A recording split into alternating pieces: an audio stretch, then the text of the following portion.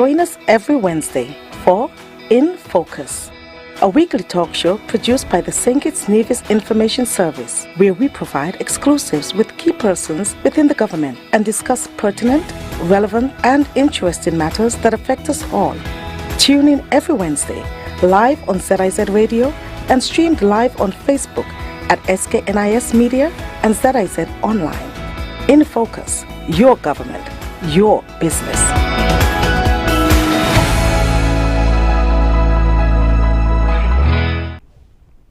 I'm Ian Richards. Welcome to InFocus, a weekly program where we zoom in on what's happening within and throughout the government, your government. Social Security, introduced some 46 years ago, has been a lifeline for many across St. Kitts and Nevis, as it offers income insurance in a number of contingency situations. Insured persons are able to enjoy short and long-term benefits during periods of illness, invalidity, old age, and others. But the fund faces a major challenge, with experts warning of dire consequences in the next 15 to 20 years, unless urgent reforms are taken. What will these reforms look like, and how will they impact you, your children, your grandchildren?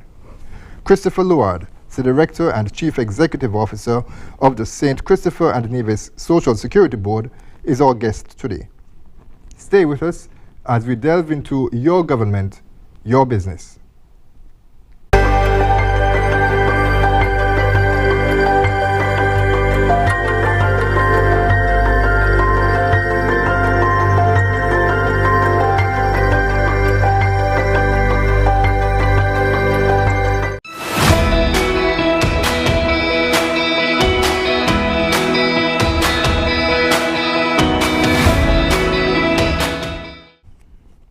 Welcome back to InFocus. We thank you for being with us, and allow me now to welcome the Director and Chief Executive Officer of the Social Security. We call it, of course, the official name is the St. Christopher and Nevis Social Security Board, Mr. Christoper Louard. Welcome to our program, sir.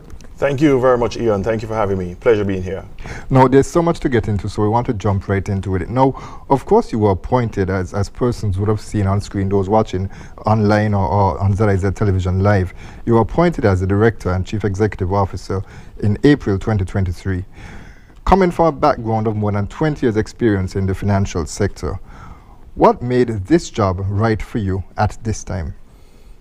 It's a very easy decision to make. Having been in central banking for almost 18 years, I was a regional public servant, and I took the opportunity to serve nationally. I wanted an opportunity to contribute to the citizens of St. Kitts and Nevis. My background in actuarial science and statistics, I've always had an interest in pension, Social Security Board being mainly a pension fund, and I felt it was a good fit for me to do some national service at this point and contribute to St. Kitts and Nevis. Now, you served as Statistics Manager at Social Security from my research back in September 2024 to March 2026. March 2006. So that's 2004 to 2006. Did that brief stint at Social Security impact your decision to return? Did it play a role? Somewhat, but not significant. I think what really made me take that decision is the current position that Social Security is in. It's at an inflection point. There's need for reform, there's need to change. And I think as a leader, it's an opportunity for me to come in and make a difference in that particular way. Did that stint also provide any insight then into changes that you introduced or you intend to introduce? Of course, there's a lot of reform, and that basically is the topic that we'll be talking a bit about today. So we'll get into that a bit later. But anything that you intend to introduce or anything that you introduced since you were there based on your prior experience at Social Security? Yes, some of it in terms of a mature fund. So we're talking about a fund that's 46 years old. So change is inevitable. As we think of ourselves as human beings as we grow, there's always changes that are necessary. So yes, what I learned when I was back there almost 20 years ago, and the experiences that I've had both in central banking and commercial banking, that has informed in terms of some of the decisions that I've taken and are being contemplated. Care to give us some examples of that? In terms of organizational restructuring, the talent pool, enhancing where we are, enhancing our efficiency in terms of how we serve our customers. One key area we're looking at is in terms of our IT systems. How can we improve those? Our IT systems have been in place for almost 15 years, probably 15 to 20 years. It's time for us to change. IT systems have changed. So yes, from where we were back then, but also in terms of what has occurred over the last 20 years. And how can we impart some of that and make the changes in Social Security? Now, you spoke about the IT systems, and of course, one of the questions that I always bring up to persons that come on the program, especially as it relates to information technology and the way young people use it, is the introduction of artificial intelligence to whatever systems we have to help to ensure efficiencies, greater efficiencies. Of course, there are risks. Persons still don't understand exactly what the full potential or the dangers are. Anything that you're looking at in that respect? Not so far in terms of artificial intelligence, but in terms of data analytics. How can we utilize the database? Social Security sits on a vast treasure trove of data. How can we better utilize that data in terms of analytics to help in our decision making, even to help the government of St. Kitts and Nevis? We have significant data on each and every contributor in St. Kitts and Nevis, both in terms of their key characteristics, their age, their addresses, and the like, but in terms of the income data, how can we utilize that? So we're looking at in terms of data analytics and how do we utilize that to better our decision making. Right, and that's something that across the region, it definitely needs to improve. Yes. Social Security, of course, that's important for them to help to inform decisions. But, you know, as the policymakers across government, they need to pay a bit more attention to statistics, collecting statistics, and of course the census was just completed would have to guide that as well too. Okay, so as we go back now, as you mentioned, you had that stint from 2004 to 2006, and now you are director appointed back in April 2023. How have you found that experience?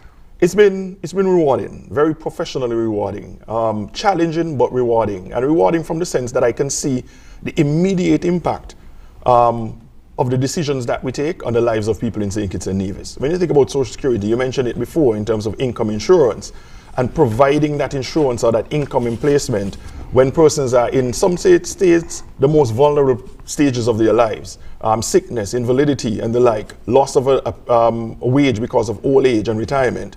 I can see immediate impact. So it's been challenging but very rewarding in terms of the impact that Social Security has on the lives of our people. What is your vision for Social Security at this time? Very simply, I want a Social Security fund that is stable, that is sustainable, and that's here for another generation, providing services that are efficient, timely, that we are paying our pensioners on time, that we are meeting our claims and turning around our claims payment on time. Very simply, that our system is solid, sustainable, and here for another generation. So with that in mind, what is the current status then of the Social Security Fund? The Social Security Fund is solvent.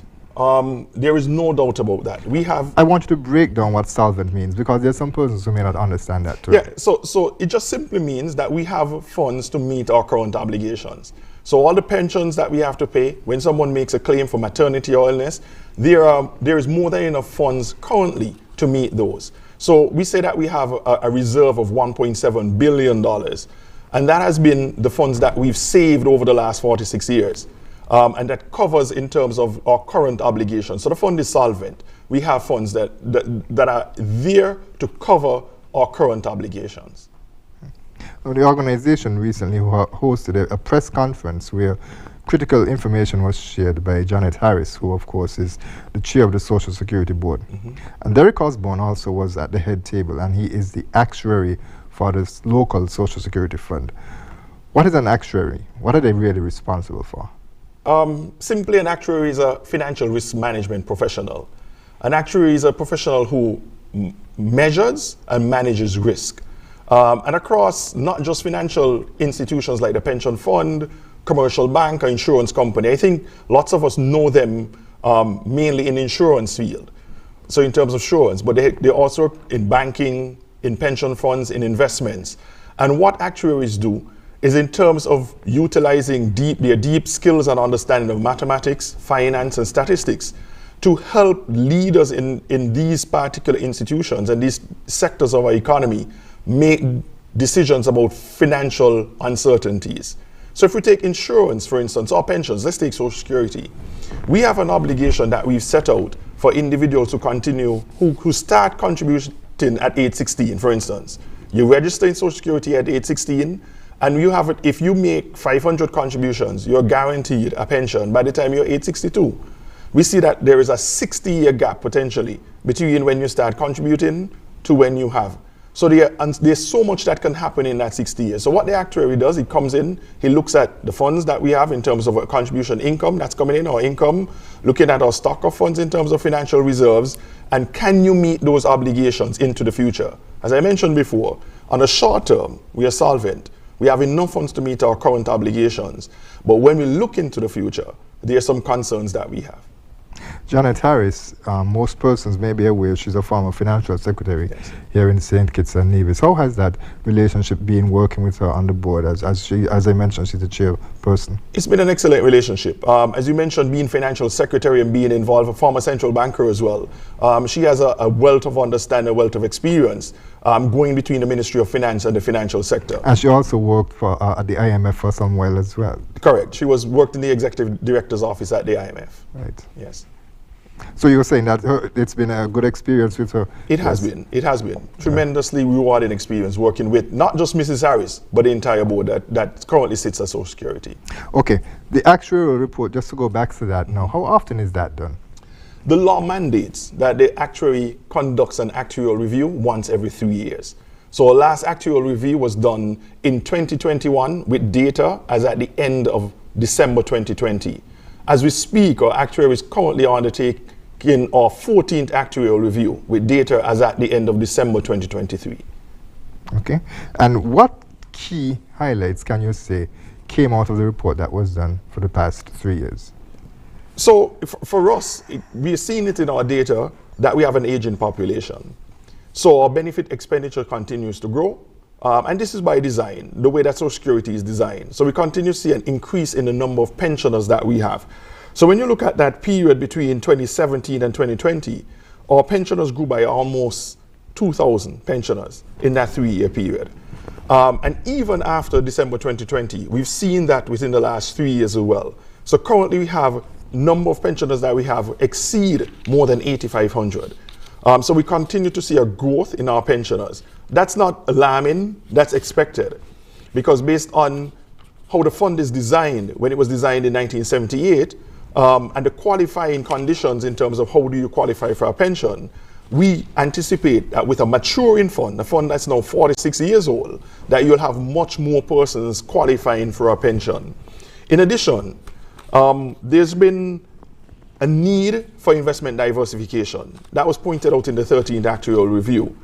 We continue to see increases in terms of annual benefit expenditure. So during that 3-year period between 2017 and 2020, we saw a 34% increase in terms of expenditure, benefit expenditure. Following that, or as a result of that, there is a significant, what we call an inflection point. So within that 3-year period, for the first time in Social Security's history, we saw an increase in our total expenditure surpassing contribution income. And that's a critical point for any pension fund. It means that what you're paying out in terms of benefit expenditure is more than what you're collecting in terms of premiums or what we call contribution income. So these are the 3 key highlights from the last actuarial review. And Mrs. Harris indicated that there would need to be a recalibration of Social Security structures. She said that it was necessary. What does this mean? That we have to reform, quite simply. So for 45th anniversary, we talked of transform. Our theme was transform, reform, thrive. And for Social Security, for a fund that's 46 years old, and I mentioned earlier, in any areas of our lives, if we take ourselves individually, and where we've grown, there is maturity that occurs and there's change that is required. The Social Security Fund is no different. So we must transform internally by changing some of the things that I mentioned before in terms of our IT systems, changing the way that we do things, making things more efficient, utilizing our data better to make decisions. But we must also change the parameters of the fund. So that recalibration talks about changing the parameters of the fund. So currently we have a pension age of 62. We have a contribution rate of 11%. These are the parameters of the fund. We talk of how do you qualify for a pension. And we can go into some of those. But these are the recalibration that needs to occur to ensure that we have a fund that's here for another generation. As we spoke about the status of the fund, let's also look at Social Security itself now in terms of the assets that it has. It's the actuary mentioned it was up to like $1.7 billion. Yes. Explain to us how that works. So those assets, as I mentioned, have been accumulated over the last 46 years. So in the earlier life of Social Security, our contribution income was greater than our benefit expenditure. So it provided an opportunity to save. So think about it in terms of your own life, individually, your household. You have your salary, which is your income, and you have your expenditure, whether it's your rent, your car payments. So if your income is greater than your expenditure that you have a surplus, and you can save that, you can stash it away. So Social Security in the early years, we were able to do that. But what we've seen within the last perhaps 5 to 7 years is that our expenditure is surpassing our income. So we now have deficits when it comes to our expenditure more than our contribution income. And what has happened, we've had to depend on our investment income. So that 1.7 billion is in terms of so whether they are fixed deposits, whether it's the lands that we've invested in, whether they are treasury bills, bonds, saving deposits, all of these make up our investment assets. And that's what make up the majority of our reserves. It's our savings. Mm-hmm. Okay, I actually was just going to ask about the investment portfolio and how diverse it is and how it is performing as well. It is performing well based on the assets that we have in the portfolio, but there is need for diversification. And that's one of the areas that we have to look at as it relates to reform. So just last year, we introduced a new what we call investment policy statement that talks about the diversification of the portfolio and our strategic asset allocation. How do we allocate that $1.7 billion to make us more money in the risk profile that we have?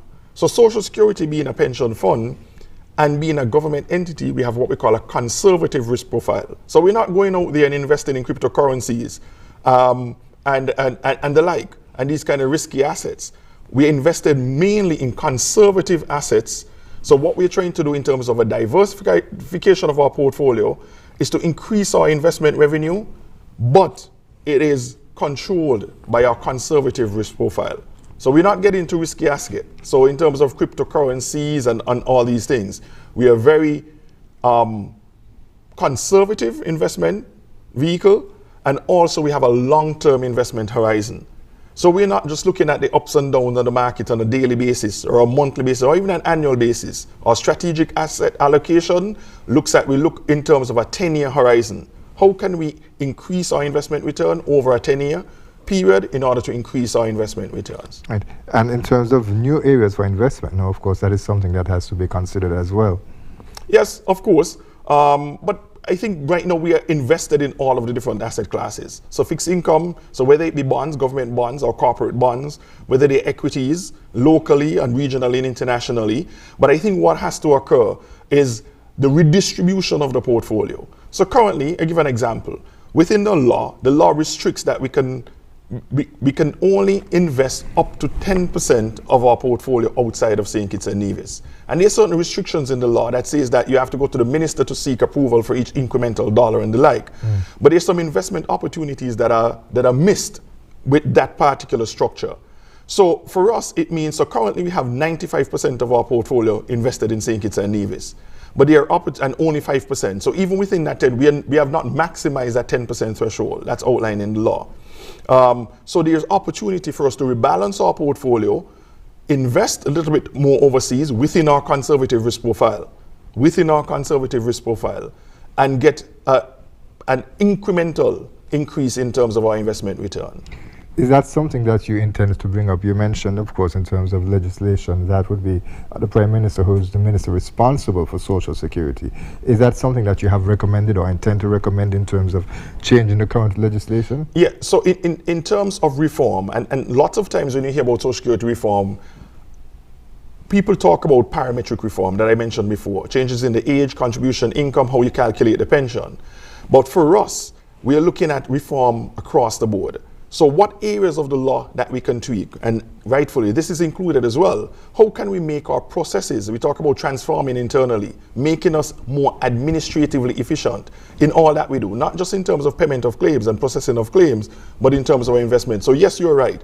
These are things that we have brought to the minister's attention, and there have been ongoing discussions along these lines. Okay, Mr. Louard, we are going to talk a bit now about the reforms that are necessary for Social Security to be able to meet the demands that are being placed on it later down the line by your child, my child. Yes. Well, I don't have one yet, yes, but you know, of course, it's in the works. But before we do that, we will take a quick break. Sure. We'll be right back. Stay with us. We'll be right back with more in Focus.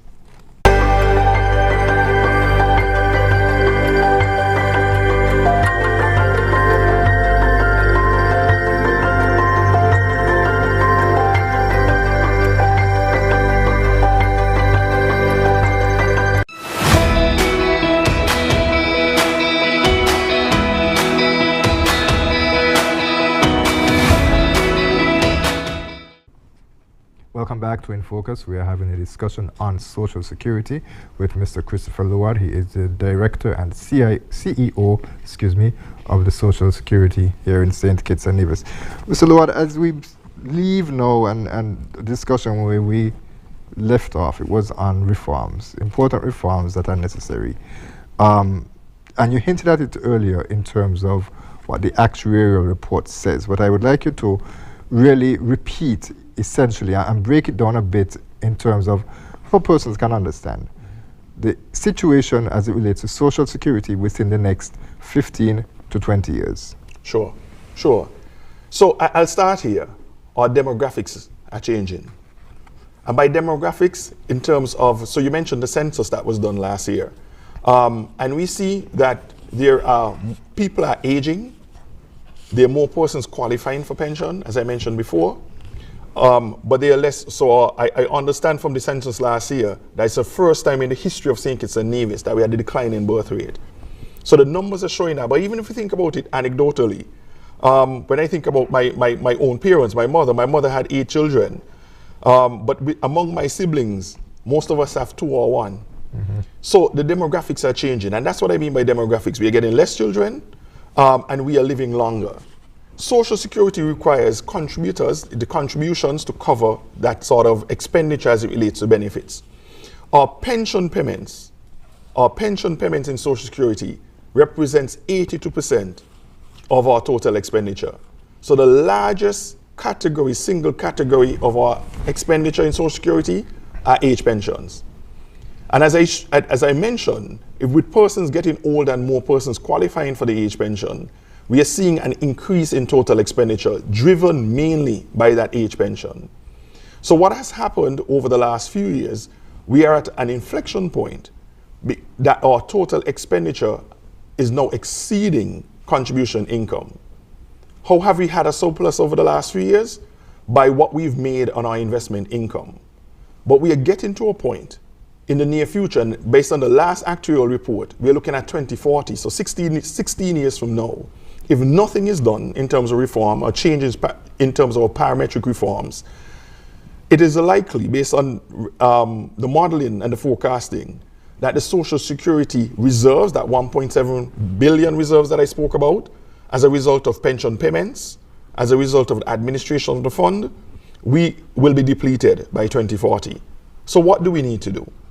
We need to make reforms that would ensure that that fund is there in perpetuity, and at least for another generation. One may ask then, if since there is a decrease in the birth rate, and also one would have to factor in, unfortunately, some of the issues where we see young men losing their lives to crime, that really has an impact on the stability of Social Security and the economy here in St. Kitts and Nevis, because those young men are not able to increase the population. Yes. Those young men are not able to be employed productively, yes, which could add to Social Security, yes, and the input that Social Security requires. Yes, correct. You're correct. And so demographics, that's a part of the demographics as well, and I'm sure the data, census data, will show some of that. But for us, when we look at it, there are 4 key ingredients to ensure long-term sustainability of the Social Security Fund. There must be a healthy and growing economy. So in terms of the projects that we have, there must be new employers and development of business, foreign direct investment. So there must be a healthy and growing economy. And you can see directly how that links to Social Security. If we have a productive workforce, if there are jobs, and employers are contributing as they should, there'll be more funds coming into Social Security. The Social Security fund must have a good design in terms of the parameters and so on. And we can speak to some of that in terms of the design elements and why it's necessary to change some of those design elements. We must have efficient and effective administration systems. And I talked about transforming internally and that we are operating administratively efficient and that we must have good governance. Those are the 4 key areas: healthy and growing economy, good design of the pension fund and the plan, efficient and effective administrative systems, and good governance. These are the 4 key ingredients that ensures long-term sustainability of the fund. Okay, so let's talk a bit about now the key reforms to address the issues that we've established. And the Actuarial made a very interesting report when he was doing a press conference recently that Social Security had.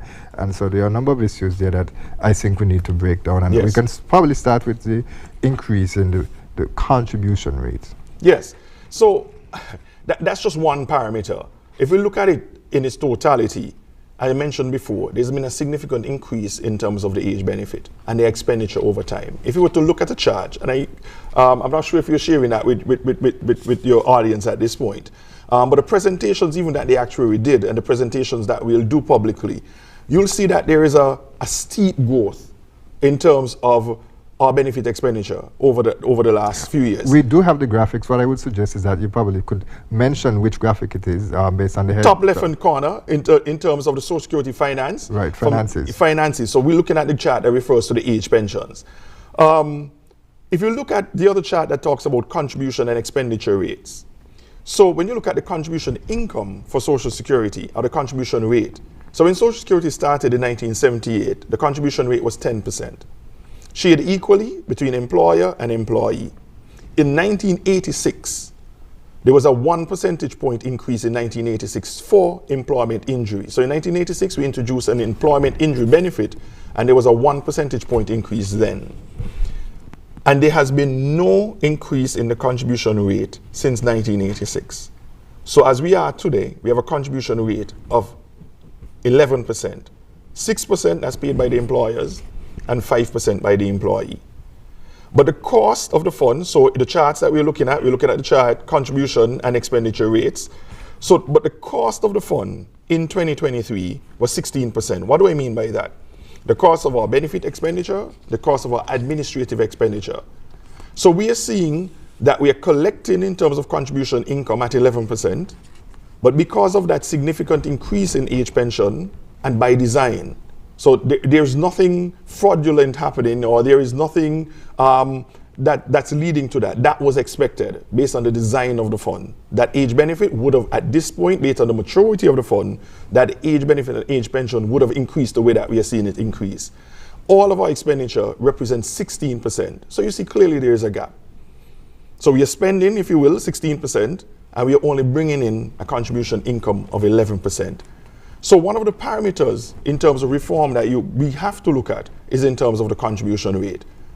Do we increase the contribution rate, and by what factor? So these are some of the discussions that we are having with our stakeholders and with the general public as we go out.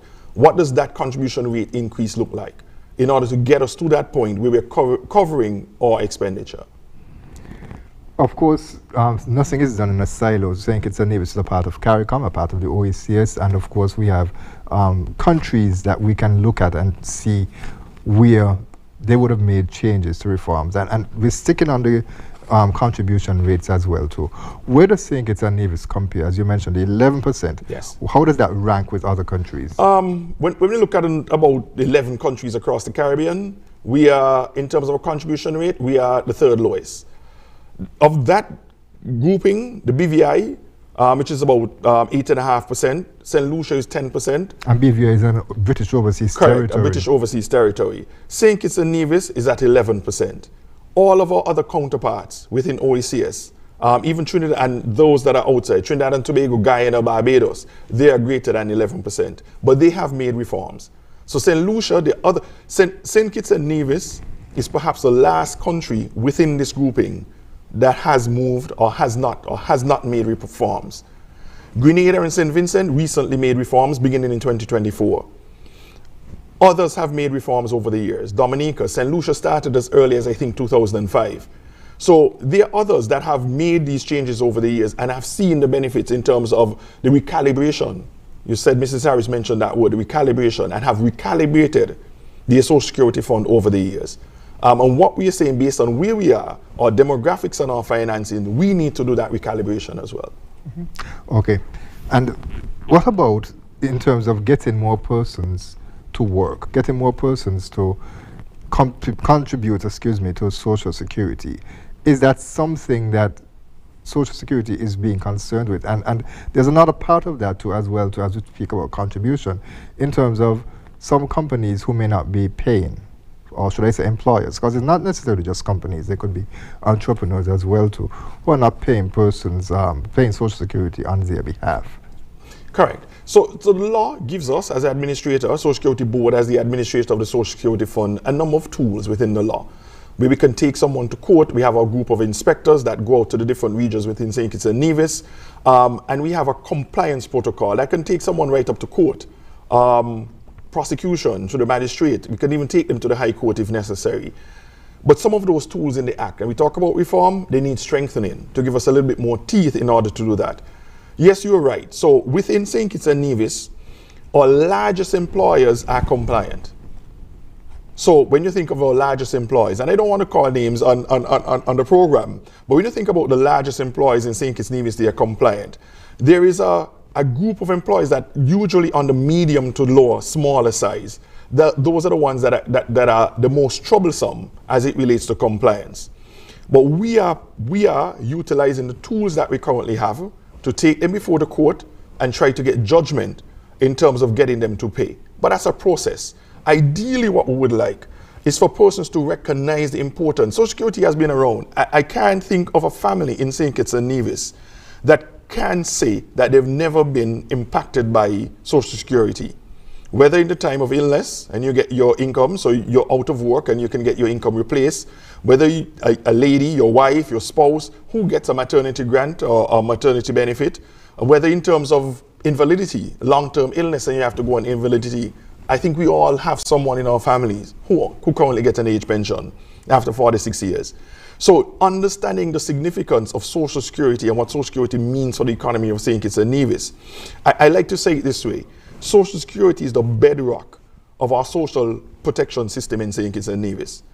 It's the bedrock, it's a foundation of our social and in terms of income replacement. Without Social Security, I think I can say this, that we would have had a much greater situation as it relates to poverty.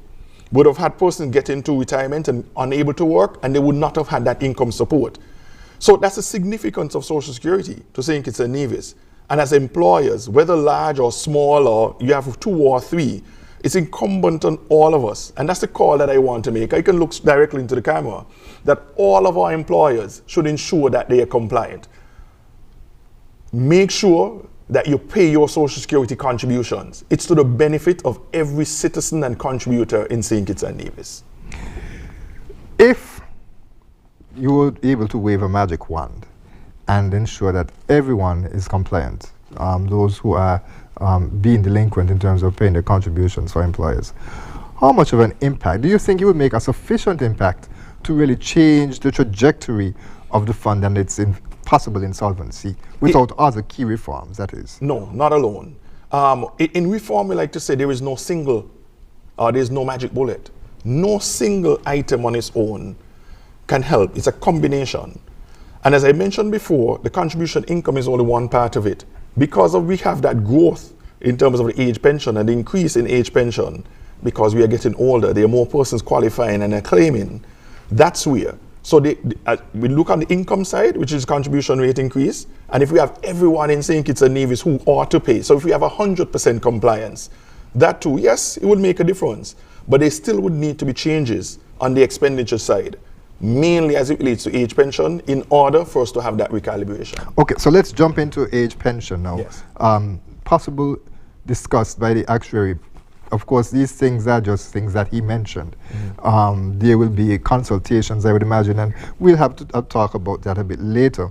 But in terms of the issues related to the increase in age, in pension age, what's being looked at there? Yeah, we're currently at 62, and across our counterparts in the Caribbean, aging population. So there's a particular chart that we like to talk about, because we like to think that people aren't getting older, but we are getting older. Our data show for the Social Security Fund that the average age at death for a male is about 74, and for a female it's 76. So when you look at our data, we currently have persons who have been receiving a pension for 30 years. So when we look at our data, so we have 92-year-olds and older who are receiving pension. It currently represents about 11% of the pensioners that we pay. So we are living longer. We have to look at that demographic. We can control, and we through our health programs, and that's a key human development indicator, that our healthcare systems are able, good enough to that, or we have longevity system to ensure that we can cover and that we can take care of all of the persons who we've made this long-term pledge to, if you will, over the next 60 years. And as you mentioned, in terms of persons living longer, of course, the Prime Minister, who is the Minister of Health as well, is on he's taking aggressive moves to help to strengthen the healthcare sector here in St. Kitts and Nevis, which also would be in turn helping persons live longer, which also, you know, Social Security, we understand what you're saying in terms of paying them more because they live longer, but ultimately that is what we want. We want our people to be happy and healthy. Correct.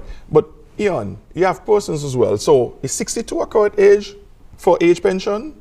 When you look around and you see the persons who are 62, and the young people like to say 62 is probably the new 40 or the new 42. Persons are living longer. We have good health care.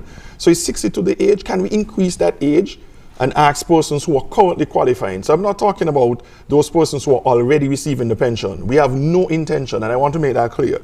We have no intention of touching the pensions for those persons who are already receiving pensions. That's you're already receiving it. But can we make some tweaks in terms of increasing? Can you wait until you're 63? Can you wait until you're 64? Can you wait until you're 65 in order to claim that pension? Because you're living longer and you'll get it for much longer. As I mentioned, we have persons who are 92 years and over who are currently they've been receiving it for 30 plus years. So bearing that in mind, that the demographic changes, the aging of our population, we can increase our age pension. Another thing we can look at, so we currently have an age pension, but do we change that to a retirement pension? I'll tell you what I mean. So there are persons currently who, and we understand, there's some persons when they get to age 62 and they claim their pension, because of their income and because of their financial situation, they have to continue to work, and we get that.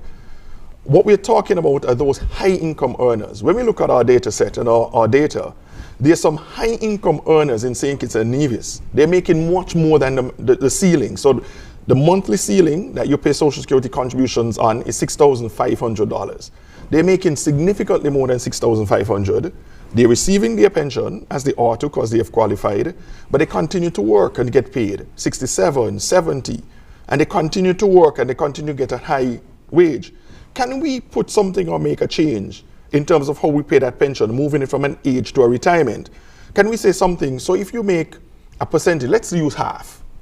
So suppose you say, if you make more than $3,250 in an income, can you forego your pension at this age and wait for it to a later age because you're already having that large income? So I'm talking about the high income earners. I want to be clear. The high income earners. We're not talking about the persons who need to continue to work after they get to pension age. So can we introduce a retirement age? Can we introduce in St. Kitts and Nevis a national retirement age? Because Social Security is 62, but a lot of employers who have their own employer pension plans, they have lower ages. Some have 60. We know the government has moved in 2012, I think, from 55 to 62. There are others who may have a much lower age. But can we, in St. Kitts and Nevis, have a retirement age? So this is the age when you get your pension, a retirement age. These are the things that we have to consider as it relates to reform. And something like that, it would require a sacrifice, of course, almost in the sense where it's a question where you're asking persons who can afford it to sort of be understanding and be empathetic, to understand what the situation is and understand that you can still live comfortably but that there is a need to help to assist persons who are more vulnerable in society. Correct. That's what you're saying. Correct. The whole principle of one of the principles of Social Security is one of solidarity. So Social Security is built on 3 principles: universality, meaning all included; solidarity, I'm my brother's keeper; and equity. So that principle about solidarity comes up in this thing about a retirement pension. So can I wait to collect my pension if I am a high income earner and I'm continue to receive that high income? Can I delay the receipt of my pension until I'm ultimately retired? Does that speak to the change in the pension formula that the actuary mentioned, or is it a bit more? It's a bit more. All right, so talk to us about that. So correct. So currently our pension formula, so the qualifying conditions currently to receive a pension in St. Kitts and Nevis is 500 contribution weeks. So if you think about it, there are 52 weeks in a year. And we use as a proxy, we say if you work for 10 years and you've contributed for 10 years and you've contributed for all the weeks in the years, you qualify for an age pension. So 500 contribution weeks. But think about that. So think about someone who starts working at 16, or we couldn't even go higher. So imagine they've gone off to university. So let's say 25. So you think about a 25-year-old who comes into the workforce, registers for Social Security, continues to pay. Based on our current formula, you are saying that by the time the person is 35, the person has already qualified for a pension. Can we extend that? Can we say that 15, so 25 and 15 is 40, so 40 years. Can we say that the qualifying condition could now be 750 weeks? Again, it's a delay. Because at the time when the fund was created in 1978, let's think about what was happening then. We had a monocultural economy, agriculture. We were moving from the National Provident Fund, which was a saving plan. And there were a number of persons who had claimed on the National Provident Fund. And from what I understand from reading the records, is that persons would get that lump sum payment as a saving, because the National Provident Fund didn't pay a pension, it paid you a lump sum as a saving, an accumulated saving. And within X years, those funds would be gone away. And then persons will come into the government and asking for an assistance. And our founding fathers at the time found it prudent to introduce Social Security that would provide you with a lifetime pension. But at that time, thinking about the sugar industry and those persons who maybe have been close to 62 and close to that retirement age, so the qualifying condition, so what we call it, it was front-loaded, meaning that there was a short qualifying period. But that's the case when you have a young pension plan, a young Social Security fund.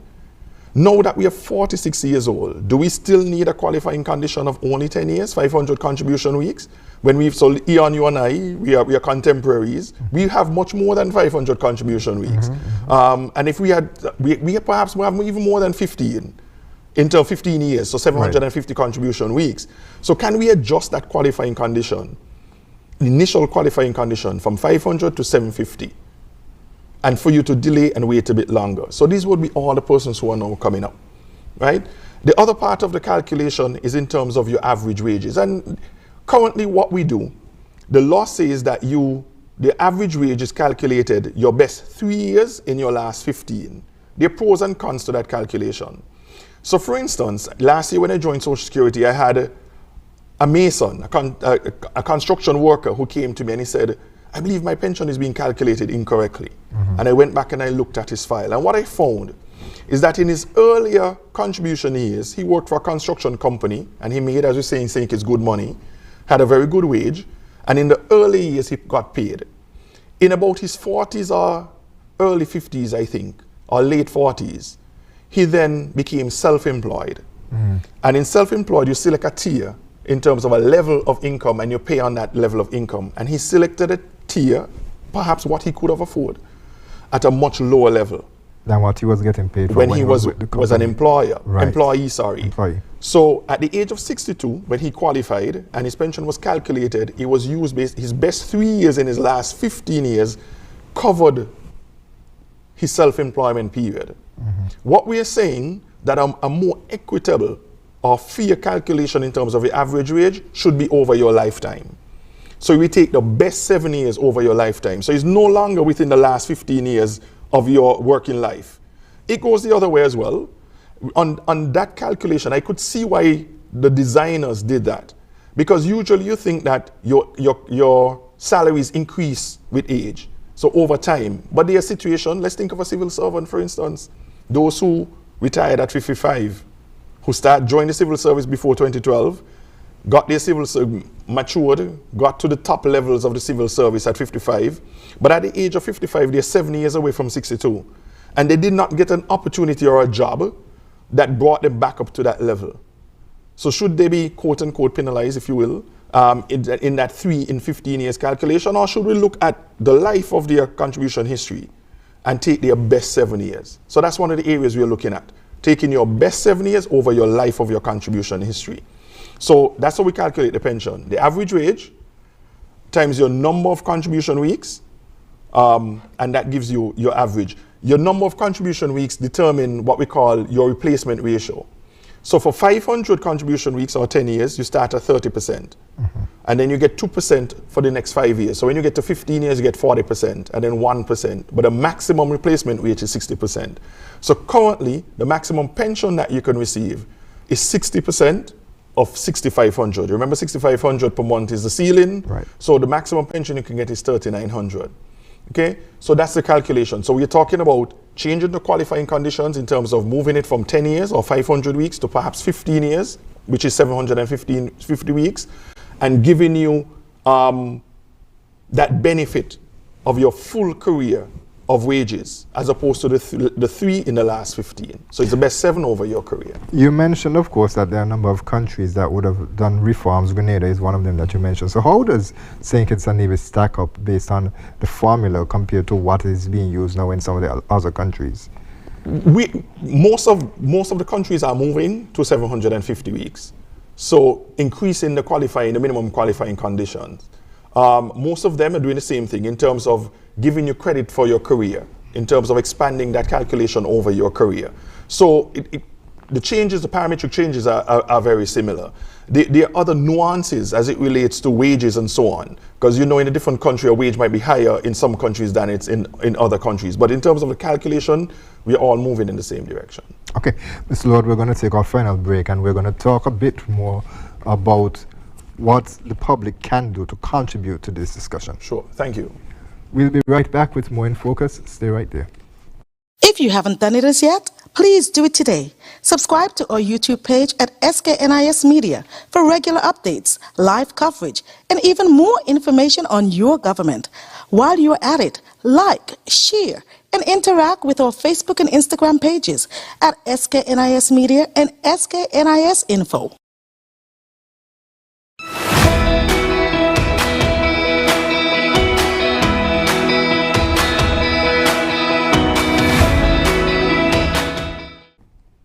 Welcome back to InFocus. We are discussing Social Security and Social Security reform with the CEO and Director of the Social Security Board, Mr. Christoper Louard.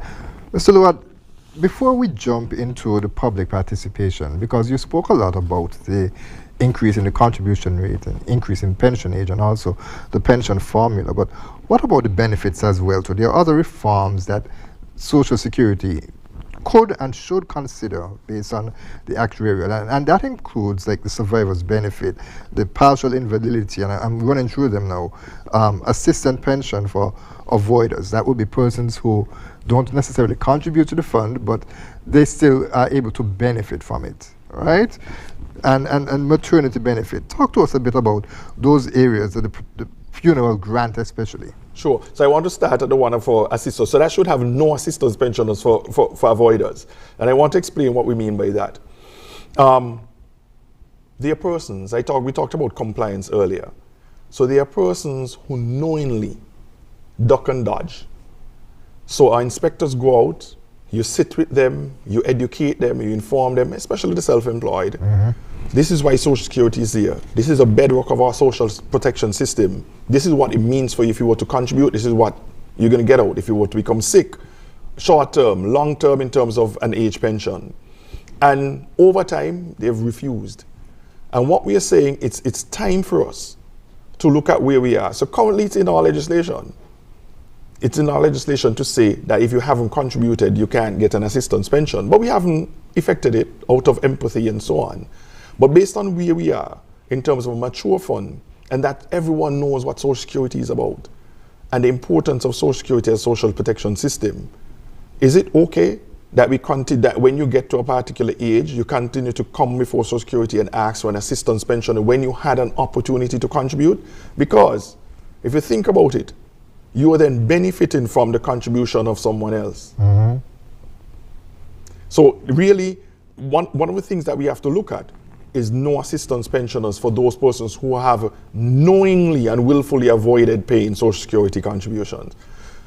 And again, I want to clarify, I'm not talking about the employee whose employer has fraudulently taken out their social contributions and not paid. We will deal with that employer before the court and take them to court and deal with them. But as an employee, if your employer has taken out and paid, yes, you will be covered. So we're not talking about those. We're talking about those persons who knowingly and willfully refuse to pay Social Security contributions. We have to come to a point that we say, you can't access that assistance pensioner portal that we have.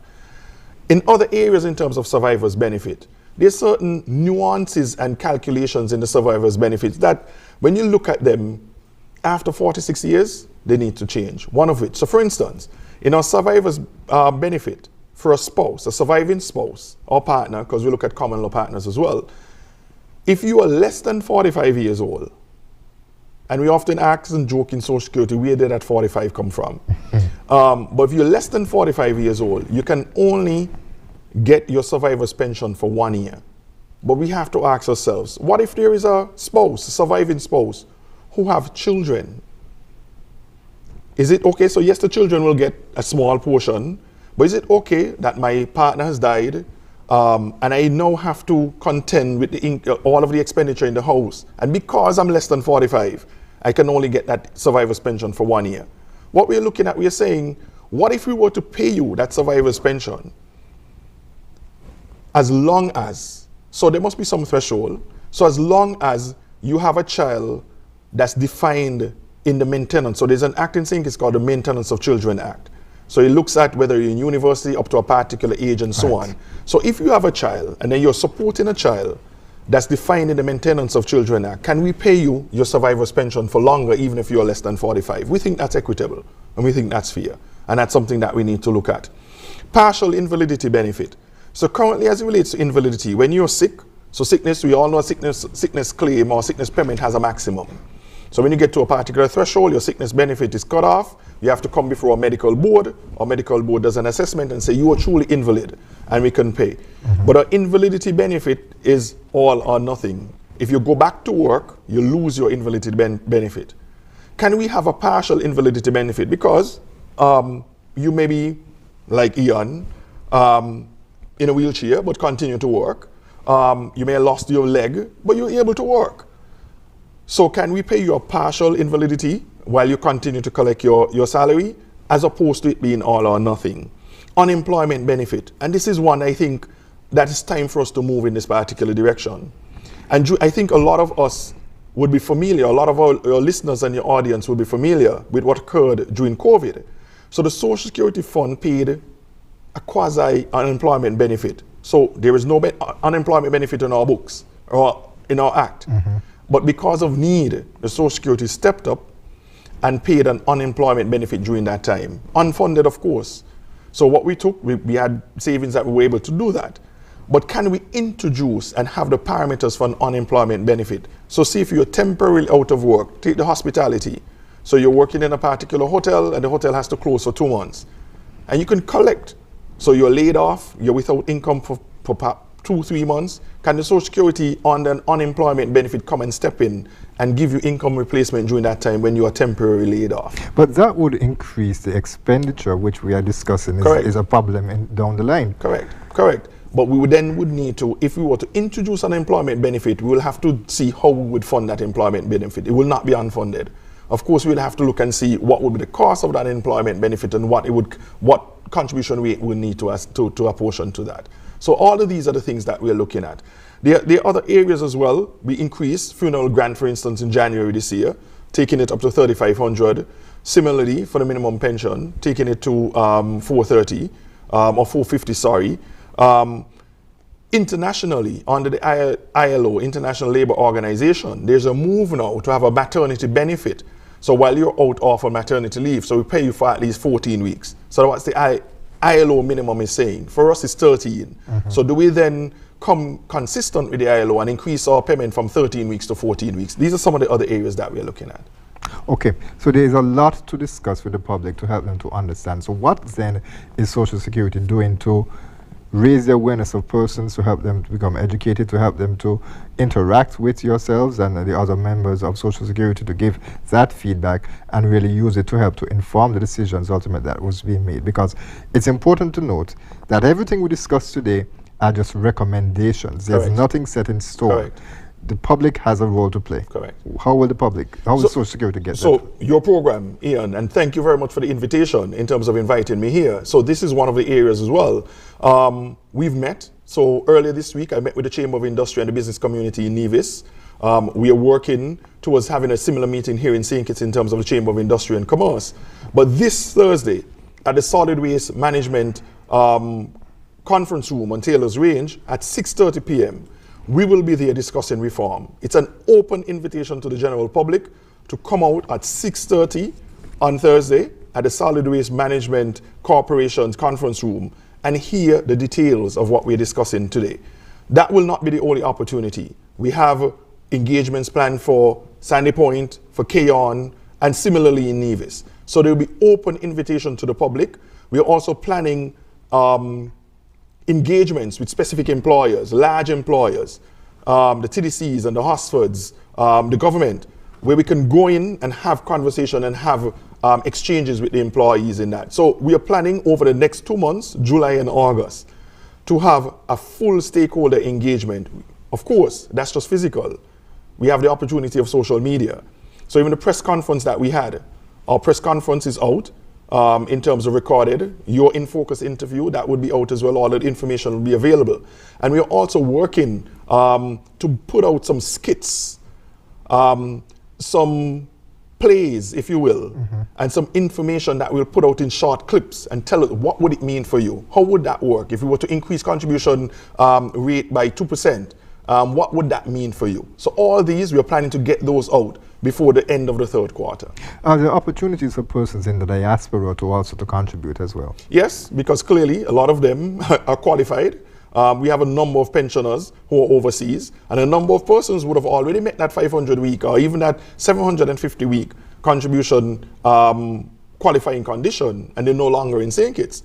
But when they get to that pension age and they make that claim, we have an obligation to pay them. So whether you're in your diaspora or not, and you have an interest in our Social Security Fund, we love to hear from you. You mentioned earlier the COVID-19 and the stimulus payments that were made, and I don't think anyone can argue the necessity of them. But the question would ask, what impact did it have on the Social Security Fund? Not significant, not significant. As I mentioned, our largest expenditure is age pension. That one-off payment that we would have made, and when I say one-off payment, during that specific time, I think there were multiple payments, but that during payment during that period of COVID has not significant. Yes, at the time, when you look at our charts, you would see that there was a sort of dip in terms of what we call our expenditure ratio, expenditure over contribution income, because during COVID, industry was closed. There was not a lot of contribution income coming in from the hospitality and so on, but we were still paying out. But I think we have recovered. We have recovered since that. So our expenditure ratio has come down, back down to 16%. During that time, it increased briefly, but it's back down to 16%. Okay. And so these engagements now, you just mentioned that it will be held in different communities, which I think is very important. And the important part of it actually will be mobilizing the community members, persons to come out, because unfortunately, it doesn't seem like persons respond to town hall meetings unless it's something political. But this is something that is of national interest, and persons really need to understand and have to contribute to shape, as I mentioned in the beginning, what would impact them, what would impact their children and their grandchildren. Is there any particular strategy that you will be using to help to mobilize persons to get out there, whether it be these, I think they call it town criers with the loudspeakers? Yes. Right, talk to us a bit about that. So we utilizing the town crier, we plan to utilize the town crier. But I think, Ian, social media, I think in the day and age that we live, social media is our biggest avenue to reach our people. Everybody's on social media. And Social Security we have YouTube channels, we have Facebook pages, and the like. We believe that through social media, or we have WhatsApp groups and the like that we can reach. You can reach so much more people via social media. Yes, we understand the need for the physical interaction, but through social media, through this video being circulated millions of times that it will be over the next few days, through our press conference that we had a few weeks ago being circulated, my presentation to the chamber on Monday was recorded by Nevis TV, and that will be circulated as well. So I think through social media, there's an opportunity. Come onto our social media page, leave a comment. We have a team of individuals in our corporate communications department who look at these, respond, we collate information. We do look at the comments that you place on our social media pages. And I think that's a way also to reach out. Right, and the young people can be found on Instagram and TikTok. Mr. Louard, we are out of time, but I'll give you one final opportunity to encourage persons to participate in this upcoming critical process. Thank you very much, Ian. And to the listening audience, I invite you to participate. It's through participation that you can make a difference. We are listening to what you have to say. We have changes to make to ensure that Social Security Fund is sustainable. But we want to hear from you. As we come out into the communities, I invite you to come out, give your views. We'll listen to you. It will inform our decision and how we move forward. I also want to make a plea to our employers and our self-employed. Pay your contributions. Ensure that you're up to date with your contributions. And ensure that Social Security remains the bedrock of our social assistance or social protection system in St. Kitts and Nevis. Thank you very much. Director and CEO of the St. Christoper and Nevis Social Security Board, Christoper Louard. Thank you so much for being with us with InFocus. We certainly would like to have you back sometime as we discussed about the engagements that Social Security has in supporting persons, such as the Susanna Lee Scholarship Program. We know that's something that's very important, and we certainly would like to highlight those. Thank you very much, Ian. Thank you for having me. It was a pleasure being here. But until then, we'll leave it right there. Thank you very much, viewers and listeners, for joining us for this edition of InFocus. We trust that you will join us next week at the same place, at the same time for another edition. I'm Ian Richards. Join us every Wednesday for InFocus, a weekly talk show produced by the St. Kitts Nevis Information Service, where we provide exclusives with key persons within the government and discuss pertinent, relevant, and interesting matters that affect us all. Tune in every Wednesday, live on ZIZ Radio and streamed live on Facebook at SKNIS Media and ZIZ Online. InFocus, your government, your business.